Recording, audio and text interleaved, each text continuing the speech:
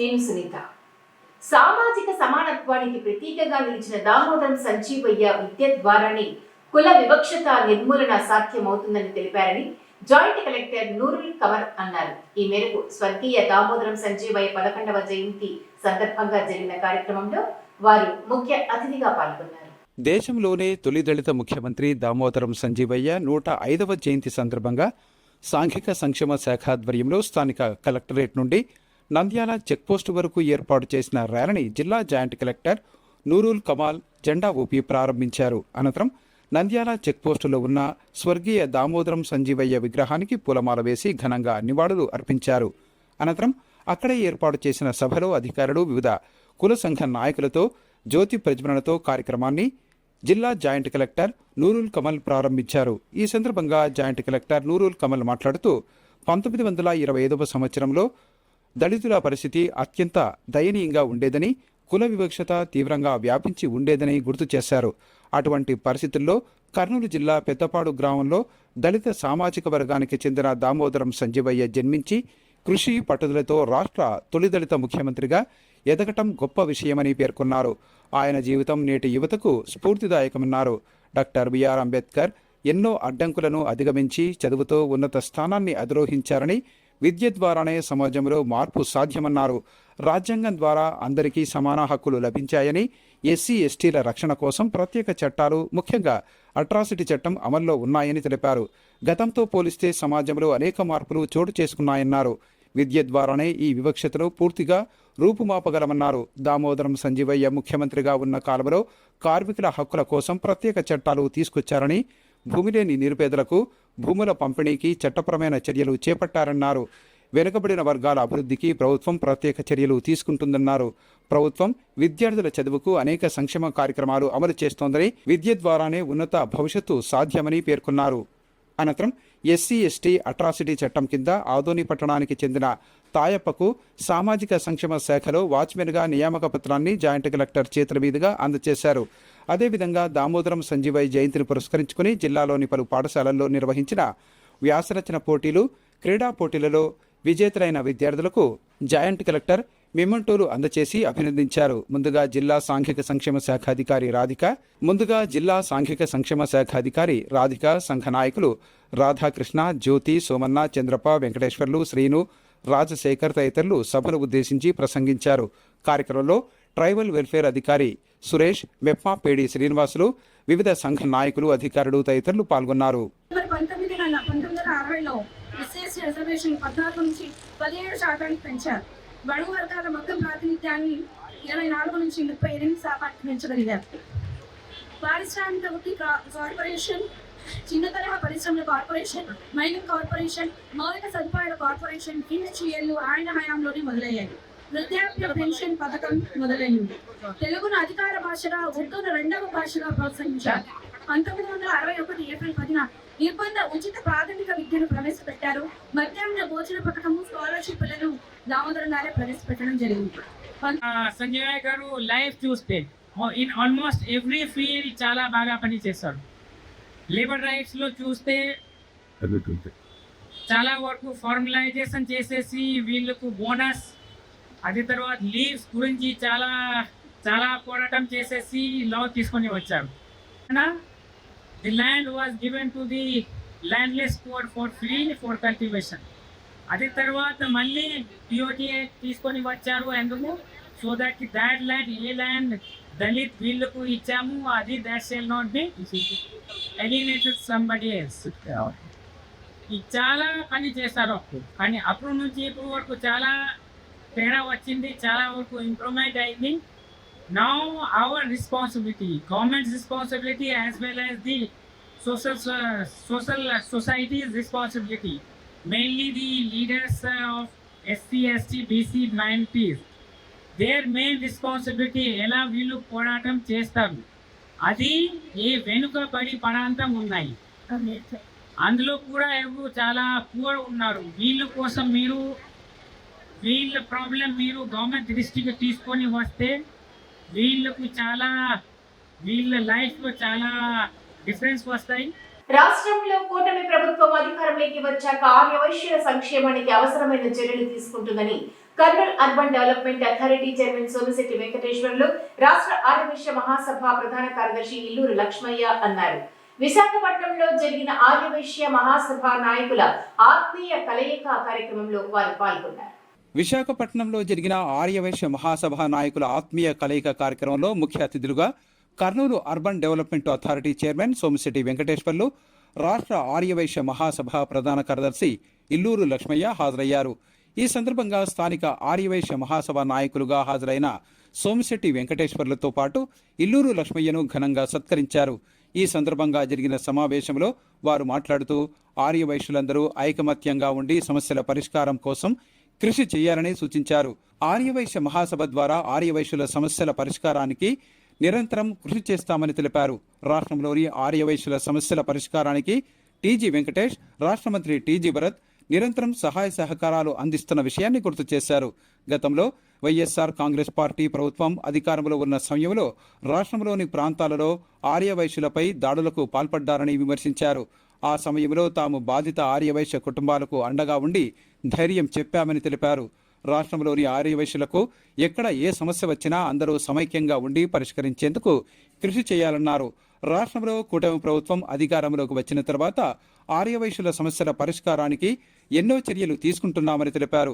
ముఖ్యంగా ఆర్యవైశ్య సామాజిక వర్గానికి చెందిన టీజీ భరత్ను రాష్ట్ర మంత్రివర్గంలోకి తీసుకోవటమే కాకుండా అత్యంత కీలకమైన పరిశ్రమలు, వాణిజ్యం, ఆహార శుద్ధి శాఖను కేటాయించారని తెలిపారు. రాష్ట్రం అన్ని విధాలా అభివృద్ధి చెందుతోందని తెలియజేశారు. గతంలో ఎన్నడూ లేని విధంగా రాష్ట్రంలో పరిశ్రమలు ఏర్పాటు చేసేందుకు పారిశ్రామికవేత్తలు ముందుకు రావటం అభినందనీయమన్నారు. ఆర్యవైశ్య మహాసభను మరింత బలోపేతం చేసి ఆర్యవైశ్యుల సమస్యల పరిష్కారం కోసం కృషి చేయాలని సూచించారు. స్థానం 7:30కి అయితే ఒక 25 మెంబర్స్ ఉంటారు. ఒక 8:30 మనం షాపులు కట్టేసి ఆ 40 మెంబర్స్ వచ్చేస్తారు.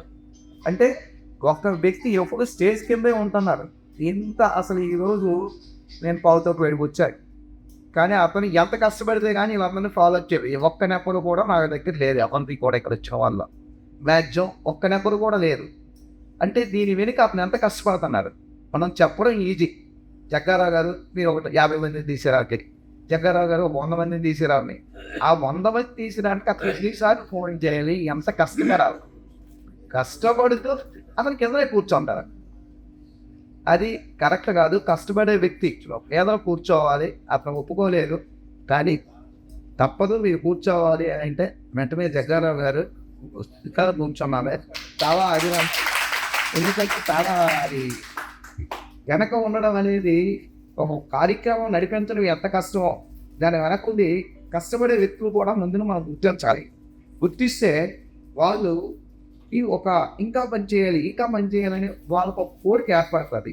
ఇప్పుడు మనం ఫ్రంట్ ఎలివేషన్లో ఉండి కష్టపడేవాడిని వెనక్కి తొక్కేస్తూ ఉంటే అది సమాజానికి కానీ మన మనసుకు కానీ అది మంచి పద్ధతి కాదని నా అభిప్రాయం. ఇప్పుడు మనకు ఉంటారు చాలామంది మన ఏదైనా చెయ్యండి అని అంటారు, కానీ ముందు వచ్చేసరికి ఎవరు రాదు, ఎవరు చేయరు. అది ఏదైనా ఫంక్షన్ సక్సెస్ అయితే నా వల్ల సక్సెస్ అయ్యింది అంటారు, ఫంక్షన్ ఫెయిల్యూర్ అయితే అవి చేయడం రాదని అంటారు. కానీ ఇటువంటి అన్ని ఫంక్షన్లు సక్సెస్ అవ్వడానికి మన ఈవెన్ అంటే పెద్ద మన విశాఖపట్నంలో ఉన్న వైడా కృష్ణప్రసాద్ గారు కూడా ఫస్ట్ కాల్ ఫంక్షన్ చేస్తే జగ్గారావు గారికి చేస్తాను. జగ్గారావు గారు నాకు ఇక్కడ పలానా దగ్గర ఫంక్షన్ చేస్తున్న 300 మందిని తీసుకొస్తారా అంటే అతనికి ఎంత కష్టపడితే కానీ 300 మందిని తీసుకురాలేరు. ఆ కష్టం వెనుక ఎంతో ఉంది. అటువంటి జగ్గారావు గారికి మరొకసారి ఈ సభాగంలో నమస్కారాలు అండ్ ధన్యవాదాలు తెలియజేస్తున్నాను. ఈ కార్యక్రమం ఎందుకు జరిపిస్తున్నాం అనేది ముఖ్య ఉద్దేశం. మనం ఎన్నో సంవత్సరాలుగా ఎదురు చూస్తున్న కొన్ని పెండింగ్ ఉన్న పనులు ఉన్నాయి. అది ఎవరి వల్ల సాధ్యం అవుతుంది అంటే అది లక్ష్మయ్య గారి సారథ్యంలో సాధ్యం అవుతుందని అందరి అభిప్రాయం. ఎందుకు అంటే మనం విజయవాడలో ఒక హాల్ కట్టాలి. ఆల్మోస్ట్ 5 to 6 బిల్డింగ్ కట్టాలి. ఆ building 5 to 6 crores worth, 7 crores worth estimation. అంటే మనం 7 వేస్తే 8కి వెళ్ళవచ్చు. ఎందుకు వెళ్తుంది అంటే ఎస్టిమేషన్ ఎప్పుడు కూడా పెరుగుతుంది. అంతటి సమర్థత గల వ్యక్తులు మనకు కావాలి. ఏ టైంలో ఫోన్ చేసినా టీజీ గారితో మాట్లాడాలని ఫస్ట్ మేము లక్ష్మయ్య గారికి కాల్ చేస్తాం. సార్ టీజీ గారితో ఫోటో తీస్తామని జీ గారిని కలవాలి, టీజీ సార్ని మా సమస్యలు చెప్పుకోవాలి అనేసరికి టీజీ సార్ కంటే ఫస్ట్ మేము లక్ష్మయ్య గారు చేస్తే లక్ష్మయ్య గారు ఒక అపాయింట్మెంట్ అనేది ఫిక్స్ చేస్తారు. మేము కర్నూలు వెళ్తే ఎన్ని రోజులున్నా మన ఆర్యవై సభ్యులు కర్నూలు వెళ్తే మౌర్య హోటల్లో ఎన్ని రోజులున్నా 5 రోజులు ఉండొచ్చు, 6 రోజులు ఉండొచ్చు. ఇన్ని రోజులకు కూడా లక్ష్మయ్య గారి దగ్గర నుండి మీరు పర్వాలేదు, చుట్టుపక్కల అన్నీ చూసుకోండి, మనకి శ్రీశైలం ఇవన్నీ యాత్రలు చేసుకుని ఇక్కడ ఉండండి. రాష్ట్ర మంత్రి టీజీ భరత్ చొరవతో పుట్టుకతో చెవుడు మూగ సమస్యతో బాధపడుతున్న బాలుడికి శస్త్రచికిత్స ద్వారా ఆ సమస్య నుంచి పరిష్కారం లభించిందని 50వ ward TDP incharge Manishankar Naidu తెలియజేశారు. ఈ సందర్భంగా బాలుడి తల్లిదండ్రులు శ్వేత, నరసింహులు రాష్ట్ర మంత్రి టీజీ భరత్ కు రుణపడి ఉంటామని తెలియజేశారు. పుట్టుకతోనే చెవుడు మూగ సమస్య ఉన్న తమ కుమారుడు ఇక జీవితాంతం అదే పరిస్థితిలో ఉండాల్సి వస్తుందన్న ఆందోళనలో ఉన్న తల్లిదండ్రులకు రాష్ట్ర మంత్రి టీజీ భరత్ రూపంలో మంచి ఉపశమనం లభించింది. నగరంలోని 50వ వార్డు పరిధిలో ఉన్న కొత్తపేట ప్రాంతానికి చెందిన శ్వేత, నరసింహులు దంపతులకు పుట్టుకతోనే చెవుడు మూగ సమస్యతో కుమారుడు జన్మించాడు. తమ కుమారుడికి ఈ సమస్య నుంచి విముక్తి కల్పించేందుకు గత 3 సంవత్సరాలుగా వారు చేయని ప్రయత్నమంటూ లేకుండా వైద్యశాలల చుట్టూ తిరిగారు. ఎక్కడికి వెళ్లినా ఈ సమస్యకు పరిష్కారం లేదు అన్న సమాధానం రావడంతో తీవ్ర నిరాశతో ఉన్న తల్లిదండ్రులు స్థానిక ward TDP incharge Manishankar Naidu, స్థానిక మహిళా నాయకురాలు శారద సహకారంతో నంద్యాలలోని మధుమణి ఈఎన్టీ హాస్పిటల్ను సంప్రదించారు. అక్కడ ఈ చిన్నారి చికిత్స చేసేందుకు వైద్యులు ముందుకు రావడంతో శస్త్రచికిత్సకు 8 లక్షల రూపాయల మేరకు ఖర్చు అవుతుందని అంచనా వేశారు. ఈ విషయాన్ని స్థానిక 50వ వార్డు టీడీపీలు ఇన్ఛార్జి మణిశంకర్ నాయుడు, స్థానిక మహిళా నాయకురాలు శారద రాష్ట్ర మంత్రి టీజీ భరత్ దృష్టికి తీసుకువెళ్లడంతో ఆయన స్పందించి బాలుడు వైద్య చికిత్స కోసం నిధులు మంజూరు చేయాలని సిఫారసు చేశారు. ఎట్టకేలకు రాష్ట్ర మంత్రి టీజీ భరత్ సహకారంతో నరసింహులు, శ్వేత దంపతులకు నంద్యాలలోని మధుమణి నర్సింగ్ హోంలో చెవుడు మూగ సమస్యకు సంబంధించి శస్త్రచికిత్స వారి కుమారుడుకు చేశారు. ఆ శస్త్రచికిత్స విజయవంతంగా ముగిసింది. దీంతో బాలుడు తల్లిదండ్రుల ఆనందానికి అవధులు లేకుండా పోయాయి. తమ కుమారుడికి చెవుడు మూగ సమస్య నుంచి విముక్తి కల్పించేందుకు రాష్ట్ర మంత్రి టీజీ భరత్ అందించిన సహకారాన్ని తాము జీవితాంతం మర్చిపోలేమన్నారు. 50వ ward TDP incharge Manishankar Naidu తదితరులు మాట్లాడుతూ కర్నూలు నగరాన్ని సమగ్రంగా అభివృద్ధి చేయడంతో పాటు ఇలాంటి ప్రజల సమస్యలను పరిష్కరించేందుకు రాష్ట్ర మంత్రి టీజీ భరత్ ఎప్పుడూ ముందుంటారని తెలిపారు. బాలుడికి చెవుడు మూగ సమస్య నుంచి విముక్తి కల్పించడం ద్వారా రాష్ట్ర మంత్రి టీజీ భరత్ తల్లిదండ్రులకు ఎప్పటికీ గుర్తుండిపోయే సహాయం చేశారని తెలిపారు. మా అబ్బాయి 3 సంవత్సరాల నుంచి మేము చాలా తిరిగినాము. మన ఆపరేషన్ ఎక్కడ చేస్తారో చాలా తిరిగినాము. ఎక్కడ చూసినా కొంచెం కాదు, ఇట్లా అవ్వదని చెప్పినారు. ఇట్లా మా గేర్ల మా శారదక్క వాళ్ళ చెల్లెలు సిస్టర్ రామాదేవి అక్క ఉంది. ఆ అక్క ఉండి ఇట్లా మీరు నంద్యాల మధుమణి హాస్పిటల్ వాడికి పోండి, ఆడ అవుతుంది అని చెప్పినారు. మాకి మంగళగిరి ట్రస్ట్కి, ఆరోగ్యశ్రీ ట్రస్ట్కి వెళ్ళినాను.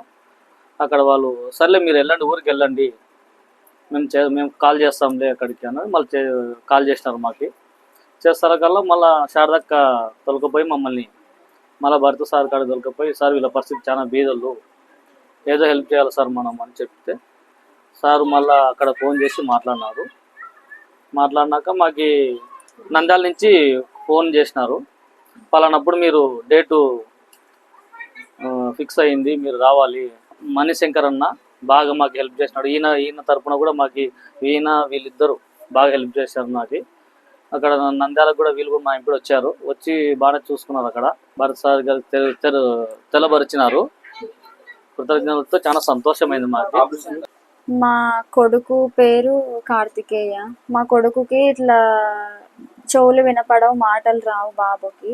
ఇట్లా 3 ఏళ్ల నుంచి ఇట్లా తిరిగినాం, మొత్తం తిరిగినాం బాబు కోసం అనేసి. కానీ ఎక్కడ చూడు లేదు చేయలేము అన్నారు. ఇంకా లాస్ట్కి ఇట్లా ఒకరు తరపు నుంచి ఇట్లా మాకు ఇట్లా మధుమణి హాస్పిటల్ అనేది తెలిసింది. ఇంకా అక్కడికి వెళ్ళి ఇట్లా మా శారదక్క, ఇట్లా మణిశంకర్ అన్న వీళ్ళని తెలుసుకొని వీళ్ళ గురించి వీళ్ళ చుట్టూ తిరిగి వచ్చినాము. టీజీ భరత్ దగ్గరికి వీళ్ళు తీసుకొని వెళ్ళి ఇట్లా మాకు సాయం చేస్తామని చెప్పి ధైర్యం ఇచ్చినారు వీళ్ళు మాకు బాగా. ఇంకా వీళ్ళని నమ్ముకొని మేము అడుగు ముందుకేసి ఇంకా పోయినాం, సార్ దగ్గరికి పోయినాము. ఇంకా ఆయన దేవుని దయ వల్ల మాకు కొంచెం అమౌంట్ పడింది బాబుకి. ఇప్పుడు ఆపరేషన్ చేసినారు, బాబుకి సక్సెస్ అయింది. బాబుకి ఆయన బాబు లైఫ్ లాంగ్ ఇంకా వినగలుగుతాడు, మాట్లాడగలుగుతాడు మనలాగా. మాకు ఇంకా అంతే సంతోషం. మేము టీజీ భరత్ సార్ని, టీజీ వెంకటేష్ సార్ని మీరు ఇంత సాయం చేసినందుకు మేము మర్చిపోలేము. మా బాబు జీవితాంతం మా కళ్ళ ముందర మాట్లాడుతుంటే మాకు చాలా సంతోషం అవుతుంది. గత 3 నెలల కింద నా దగ్గరికి మా సుజాత అక్కగారు వచ్చి ఇట్లా ఒక సమస్య ఉంది, మన వార్డులో ఒక అబ్బాయికి పుట్టుకతోనే మూగి చోటి, అబ్బాయికి పెన్షన్ రావడం లేదు, ప్లస్ అదిగాక గత ప్రభుత్వంలో పెన్షన్ కోసం ఎన్నిసార్లు తిరిగినా ఆపరేషన్ చేయించుకోవడానికి కూడా ఏ హాస్పిటల్కి వెళ్ళినా కూడా ఎవరు పట్టించుకోకపోవడం, అబ్బాయికి పుట్టుకతో వచ్చింది కాబట్టి అది నమ్మకం లేదు అని చాలామంది చెప్పారంట. మన నంద్యాలలో మధుమణి హాస్పిటల్ అని, ఈ హాస్పిటల్లో చాలామందికి ఆపరేషన్ గ్రాండ్గా సక్సెస్ అయ్యిందని అక్క ద్వారా మేము కూడా తెలుసుకొని ఆ హాస్పిటల్కి వెళ్ళి అది 100%గా జరుగుతుందా లేదా, జెన్యునా కాదా అని ఒకసారి ఎంక్వైరీ చేయడం జరిగింది. ఆపరేషన్కి ఎంత అవుతుంది అని అడిగితే వాళ్ళు హాస్పిటల్లో ఎస్టిమేషన్ అమౌంట్ మాకు వేసేయడం జరిగింది. 8,20,000 అవుతుంది అని చెప్పారు. వీళ్ళు అంటారా, వీళ్ళు కొంచెం ఆర్థికంగా కొంచెం ఇబ్బందిగా కలిగిన వాళ్ళు చాలా. అంటే వీళ్ళు పొద్దున్న లేచినప్పటి నుంచి రాత్రి కటింగ్ షాపు వాళ్ళ వృత్తి చేసుకోవడం తప్ప ఇంత అమౌంట్ పెట్టుకున్న స్తోమత అనేది వీళ్ళ దగ్గర అసలే లేదు. కొత్తపేట 50 వార్డుకి వచ్చి పెన్షన్లు డిస్ట్రిబ్యూట్ చేసే మూమెంట్లో కూడా వీళ్ళని పిలిపించి సార్ దగ్గర వీళ్ళకి ప్రతి విషయం చూపించి ఇక్కడనే ఈ ఇంటి ముందరనే డైరెక్ట్ సారు అమరావతి సీఎం పేషీకి ఫోన్ చేసి, Bharat sir TG Bharat sir గారు ఫోన్ చేసి సీఎం పేషీకి కాల్ చేసి ఇమ్మీడియట్లీగా ఇది శాంక్షన్ చేయండి అని సార్ కూడా గట్టిగా చెప్పడం జరిగింది. సో దేవుని దయ వల్ల, మా భరత్ సార్ గారి దయ వల్ల 3 నెలల తర్వాత వీళ్ళకి ఇదే హాస్పిటల్ నుంచి ఫోన్ రావడం, పైన గవర్నమెంట్ నుంచి సీఎం రిలీఫ్ ఫండ్ నుంచి మీకు అమౌంట్ పడింది, మీ అబ్బాయిని హ్యాపీగా తీసుకొని రండి, మేము ఆపరేషన్ చేయించి మీ అబ్బాయిని హ్యాపీగా సుఖంగా ఇంటికి పంపిస్తామని చెప్పడం జరిగింది. అదేవిధంగా ఈరోజు అబ్బాయి ఆపరేషన్ నిన్న గ్రాండ్గా సక్సెస్ చేసి అబ్బాయిని తీసుకొచ్చి ఇంట్లో ఈరోజు మేము తీసుకొచ్చి ఇక్కడ పెట్టడం జరిగింది. అంటే అందరి దయ వల్ల కాదు, అది ఒక టీజీ భరత్ సార్ గారి వల్లనే అవుతుంది. భరత్ సార్ గారు చెప్పినారంటే 100% ఏదైనా కానీ చెప్పి చేసి తీరుతాడు ఆయన. సో ఆయన మా ఏరియాలో ఉన్న మా అబ్బాయికి పుట్టుకతోనే చోటి మూగి ఉన్న అబ్బాయికి ఈ విధంగా హెల్ప్ చేయడము, ఈ అబ్బాయి కూడా హ్యాపీగా లేచి ఇంతసేపు హ్యాపీగా ఆడుకొని, కూటమి ప్రభుత్వము చొరవతో సీఎం రిలీఫ్ ఫండ్ ద్వారా ఆపరేషన్ సక్సెస్. కర్నూలు జిల్లా కొత్తపేట వీధిలో ఉంటున్నటువంటి నర్సింహులు శ్వేత గారి కుమారుడైన కార్తీకు పుట్టుక నుంచి, ఆ అబ్బాయికి 9 సంవత్సరాలు, పుట్టుక నుంచి చెవి గొంతు ప్రాబ్లము ఉంది ఆ అబ్బాయికి. ఈ సమస్య గురించి నా దృష్టికి తీసుకురావడం జరిగింది. నేను గౌరవనీయులు టీజీ వెంకటేశయ్య గారు మరియు బీజేపీ స్టేట్ అధ్యక్షుల వారు పివిఎన్ మాధవ్ గారు, టీజీ భరత్ గారి దగ్గరికి వెళ్ళి ఈ సమస్య గురించి నేను చెప్పడము జరిగింది. టీజీ భరత్ సార్ వచ్చేసేసి ఈ సమస్యని ఎలాగైనా నేను పరిష్కరించి ఈ అబ్బాయికి నేను న్యాయం జరిగేలా చేస్తానని చెప్పారు. చెప్పిన తర్వాత మేము మణిశంకర్ నాయుడు, నేను ఇద్దరం వెళ్ళి సార్కు చెప్పి ఆఫీస్ రూమ్ లో అందరు మమ్మల్ని సహకరించారు బాగా. సారు ఖచ్చితంగా అబ్బాయికి న్యాయం చేస్తా అన్నారు. ఇచ్చిన మాట ప్రకారం భరత్ సార్ గారు ఆ అబ్బాయికి మంచిగా చేశారు. మునుముందు భరత్ సారే ఎమ్మెల్యే కావాలా మా కర్నూలు జిల్లాకని మేము కోరుకుంటున్నాము. ధన్యవాదాలు. నగరంలో అధిక శబ్దాలతో మోటార్ బైకులు నడిపే వారిపై చట్ట ప్రకారంగా అవసరమైన చర్యలు తీసుకుంటామని ట్రాఫిక్ ఇన్స్పెక్టర్ మన్సూరుద్దీన్ తెలిపారు. నగరంలోని వెంకటరమణ కాలనీ ప్రాంతంలో గత రాత్రి అధిక శబ్దాలతో బైకులు నడిపే వారిపై స్పెషల్ డ్రైవ్ నిర్వహించారు. అధిక శబ్దాలతో ద్విచక్ర మోటారు వాహనాలను నడుపుతూ ప్రజలను భయభ్రాంతులకు గురిచేస్తున్న వ్యవహారంపై ట్రాఫిక్ పోలీసులు దృష్టి సారించారు. ఇందులో భాగంగా నగరంలోని వెంకటరమణ కాలనీ ప్రాంతంలో గత రాత్రి పోలీసులు అధిక శబ్దంతో వెళుతున్న మోటారు వాహనాలను పట్టుకునేందుకు స్పెషల్ డ్రైవ్ నిర్వహించారు. ఈ సందర్భంగా జరిగిన కార్యక్రమంలో నగర ట్రాఫిక్ ఇన్స్పెక్టర్ మన్సూరుద్దీన్తో పాటు ఎస్ఐలు, సిబ్బంది పాల్గొన్నారు. ఈ సందర్భంగా ఈ మార్గంలో అధిక శబ్దం చేస్తూ వెళుతున్న ద్విచక్ర వాహనదారులను ఆపి శబ్ద మోతాదును నమోదు చేశారు. ఈ సందర్భంగా అధిక శబ్దంతో వెళ్తున్న మోటారు వాహనాల చోదకులను మొదటిసారిగా హెచ్చరించి వదిలిపెట్టిన పోలీసులు రెండవసారి పట్టుబడితే 5,000 రూపాయల జరిమానా, బైక్ను సీజ్ చేస్తామని హెచ్చరించి పంపారు. ఈ సందర్భంగా ట్రాఫిక్ సిఐ మన్సూరుద్దీన్ మాట్లాడుతూ నగరంలో అధిక శబ్దంతో వాహనాలు నడపడం ద్వారా శబ్ద కాలుష్యాన్ని చేస్తున్న వారిపై చర్యలు తీసుకుంటామని హెచ్చరించారు. వివిధ ప్రాంతాలలో నేటి నుంచి స్పెషల్ డ్రైవ్ నిర్వహించి అధిక శబ్దాలతో వెళ్తున్న ద్విచక్ర మోటారు వాహనాలను సీజ్ చేయడంతో పాటు రవాణా శాఖ అధికారులకు అప్పగిస్తామని తెలిపారు. దీంతో పాటు 5,000 రూపాయల అపరాధ రుసుము కూడా వసూలు చేస్తామని హెచ్చరించారు. కర్నూలు ఎస్పీ గారైన శ్రీ విక్రాంత్ పాటిల్ ఐపీఎస్ గారి ఆదేశం మేరకు డివైఎస్పీ రావుపేట గారి ఆదేశం మేరకు ఈరోజు ట్రాఫిక్ పోలీసు వాళ్ళు కర్నూలు ట్రాఫిక్ పోలీసు వాళ్ళు కర్నూలు పట్టణంలో వెంకటరమణ కాలనీ పంప్ హౌస్ ఏరియాలో ఎక్కువ సౌండ్ చేస్తున్న బుల్లెట్లను మోటార్ సైకిళ్లను పట్టుకోవడం జరుగుతుంది. మీరు చూసారు ఈ మిషన్ 80 డెసిబెల్స్ దాటిపోతే దీనిలో మెజర్మెంట్ వస్తుంది. మీ బళ్ళన్నీ సీజ్ చేయాల్సి వస్తుంది.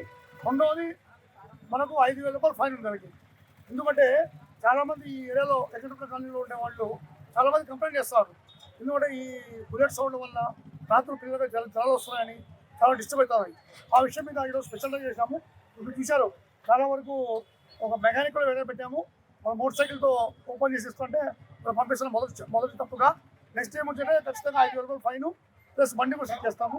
ఆర్టీఓకి రాస్తాము. మేము కోరుకున్నది ఒకటే, పళ్ళకు హెవీ సౌండ్ లేకుండా తిరగమని ప్రజలు కోరుకుంటున్నాము. సౌండ్ పొల్యూషన్ చేద్దామని కోరుకుంటున్నాము. Thank you. దేశంలోని తొలి దళిత ముఖ్యమంత్రిగా స్వర్గీయ దామోదరం సంజీవయ్య అందించిన సేవలు మరువలేనివని రాష్ట్ర బొందిలి కార్పొరేషన్ చైర్మన్ విక్రమ్ సింగ్ పేర్కొన్నారు. నగరంలో అంబేద్కర్ రచ్చబండ సంస్థ ఆధ్వర్యంలో జరిగిన దామోదరం సంజీవయ్య జయంతి వేడుకల్లో ఆయన ముఖ్య అతిథిగా పాల్గొన్నారు. దివంగత మాజీ ముఖ్యమంత్రి దామోదరం సంజీవయ్య 105వ వేడుకలను అంబేద్కర్ రచ్చబండ అధ్యక్షుడు శ్రీనివాస్ ఆధ్వర్యంలో ఘనంగా నిర్వహించారు. ఈ సందర్భంగా జరిగిన కార్యక్రమంలో ముఖ్య అతిథిగా రాష్ట్ర బొందిలి కార్పొరేషన్ చైర్మన్ విక్రమ్ సింగ్ పాల్గొన్నారు. ఈ కార్యక్రమంలో ఎస్సీ కార్పొరేషన్ డైరెక్టర్లు Tharoor James, Poturaju Ravikumar, market yard కార్యదర్శి జయలక్ష్మి, టీడీపీ నాయకులు బొల్లెద్దుల ప్రశాంత్, రాంబాబు, అంకన్న, ఆర్య శ్రీనివాసులు, కేబీ శ్రీనివాసులు తదితరులు పాల్గొన్నారు. ఈ సందర్భంగా నగరంలోని నంద్యాల చెక్పోస్టు వద్ద ఉన్న స్వర్గీయ దామోదరం సంజీవయ్య విగ్రహానికి పూలమాల వేసి నివాళులర్పించారు. అనంతరం నగరంలోని జిల్లా కాంగ్రెస్ పార్టీ కార్యాలయం ఎదుట ఉన్న దామోదరం సంజీవయ్య విగ్రహానికి పూలమాల వేసి నివాళులు అర్పించడంతో పాటు క్షీరాభిషేకం చేశారు. ఈ సందర్భంగా జరిగిన సమావేశంలో వక్తలు మాట్లాడుతూ దేశంలోనే తొలి దళిత ముఖ్యమంత్రిగా దామోదరం సంజీవయ్య ఆంధ్రప్రదేశ్ రాష్ట్ర అభివృద్ధికి ఎంతో కృషి చేశారని తెలిపారు. అలాగే కేంద్ర మంత్రిగా ఎన్నో సంస్కరణలు తీసుకువచ్చి ఈ తరం రాజకీయ నాయకులకు ఆదర్శంగా నిలిచారని తెలిపారు. దీనితో పాటు చిన్న వయసులోనే అఖిల భారత కాంగ్రెస్ కమిటీ అధ్యక్షునిగా బాధ్యతలు సమర్థవంతంగా నిర్వహించి పండిట్ జవహర్లాల్ నెహ్రూ అభినందనలు అందుకున్నారని తెలిపారు. ఇన్ని కీలక పదవులు అనుభవించినప్పటికీ స్వర్గీయ దామోదరం సంజీవయ్య నిరాడంబరంగా జీవించారని, ఆయన జీవితం ఈ తరం రాజకీయ నాయకులకు స్ఫూర్తిదాయకమని తెలిపారు. నగరంలోని సెంట్రల్ బాగ్ లో వెలిసిన శ్రీహరిహర క్షేత్రంలో ఈ నెల 15వ తేదీ మహాశివరాత్రి పర్వదిన వేడుకలు ఘనంగా నిర్వహిస్తున్నట్లు ఆలయ కమిటీ అధ్యక్షుడు సంటేలు చంద్రశేఖర్ తెలియజేశారు. ఈ వేడుకల్లో భక్తులు అధిక సంఖ్యలో పాల్గొని స్వామివారి కృపకు పాత్రులు కావాలని కోరారు. నగరంలో జరిగిన కార్యక్రమంలో శ్రీదేవి భూదేవి సమేత శ్రీ వెంకటేశ్వర స్వామి ఆలయ కమిటీ అధ్యక్షుడు సంటేల్ చంద్రశేఖర్ తదితరులు మాట్లాడుతూ సంకల్బాగ్లో వెలిసిన శ్రీ హరిహర క్షేత్రంలో ఈ నెల 15వ తేదీ మహాశివరాత్రి సందర్భంగా ఉదయం 5 గంటల నుంచి స్వామివారికి అభిషేకాలు జరుగుతాయని తెలిపారు. అలాగే రాత్రి 12 గంటల ప్రాంత సమయంలో లింగోద్భవ సమయంలో అభిషేకాలు, జలాభిషేకాలు చేసేందుకు భక్తులకు అవకాశం కల్పిస్తామన్నారు. అనంతరం స్వామివారి కళ్యాణ మహోత్సవ కార్యక్రమాన్ని నిర్వహిస్తామని వెల్లడించారు. మరుసటి రోజు ఈ నెల 16వ తేదీ మధ్యాహ్నం అన్నదాన కార్యక్రమాన్ని ఏర్పాటు చేస్తామని, అలాగే సాయంత్రం 6 గంటలకు స్వామివారి రథోత్సవ కార్యక్రమం ఉంటుందని తెలిపారు. ఈ కార్యక్రమంలో నగరంతో పాటు పరిసర గ్రామాల ప్రజలు అధిక సంఖ్యలో పాల్గొని స్వామివారి కృపకు పాత్రులు కావాలని తెలిపారు. మహాశివరాత్రి పర్వదినాన్ని పురస్కరించుకొని మన హరిహర క్షేత్రం సంకల్బాగ్ వెంకటేశ్వర స్వామి దేవాలయం మరియు భవానీ సమేత రామలింగేశ్వర స్వామి ఆలయం ప్రాంగణంలో రేపు ఉదయం నుంచి స్వామివారికి అభిషేకాలు, అర్చనలు అన్ని కార్యక్రమాలు జరుగుతాయి. ఉదయం 5 గంటల నుంచి రాత్రి 12 గంటలకు లింగోద్భవ సమయం వరకు జరుగుతాయి. లింగోద్భవ సమయం అనంతరము అందరికి కూడా జలాభిషేకం చేసుకునేదానికి వసతి ఏర్పాటు చేస్తున్నాము. అనంతరము శివపార్వతుల కళ్యాణ మహోత్సవం జరుగుతుంది. శివపార్వతుల కళ్యాణంలో అందరూ కూడా పాల్గొని జయప్రదం చేయవలసిందిగా కోరుతున్నాము. అనంతరం మరుసటి రోజు ఉదయం స్వామివారికి యథావిధిగా అర్చనాభిషేకాలు అయిన తర్వాత అన్నాభిషేకం ఉంటుంది. అన్నాభిషేక కార్యక్రమం ముగిసిన వెంటనే అదే అన్నాన్ని మనం దద్దోజనంగా ప్రసాదం చేసి భక్తులందరికీ కూడా శ్రీవారి కళ్యాణ భోజనాలు ఏర్పాటు చేయడం జరిగింది. ఆ కళ్యాణ భోజనాలతో పాటు ఈ ప్రసాదాన్ని కూడా వితరణ చేయడం జరుగుతుంది. అనంతరం సాయంకాలం స్వామివారి గ్రామోత్సవం అంటే రథోత్సవం ఉంటుంది. రథోత్సవ కార్యక్రమాలు కూడా నగర ప్రజలందరూ కూడా పాల్గొని జయప్రదం చేయవలసిందిగా కోరుతున్నాము. ఇవి ఇవాళ సిటీ న్యూస్ అప్డేట్స్. రేపు ఇదే సమయానికి ఇలాగే కలుద్దాం. Until then keep watching City news.